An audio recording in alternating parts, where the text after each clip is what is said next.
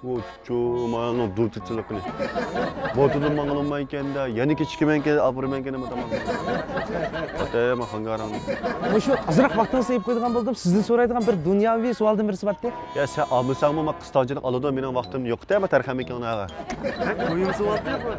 Ocho, jobodek nimkense seni odam choplashib kelib, tomoqni kechiktirib olsan, jarima to'layman men. Bir tal savol. Ya, men tomoq. Bersang berding, bermasang mayli. So'raydigan bir savolim bor. Oh, ya so'rar ya, so'rsan chaqaraqa. Bu shu odam tug'ilib, cho'ng bo'lib, taraqqiyot qilib, o'lgichi bo'lgan jarayonda nurg'un go'zallik va ko'ngilsiz ishlar bo'ldi ekan. Mushu jarayonda odam o'zi uchun muhabbatini berishdigan insonlarni qadrlaydi ekan, azizlaydi ekan. Ammo mush ba'zi vaqtda qarang. Olaman butun. Va buni nima ish qilmayman? Mening savolim tug'ilmasa tehi. Sen aprite ama tomoqni men sen kelgacha berasini so'rab turay. Tatayman tarham ekan. Voy, barakalloh.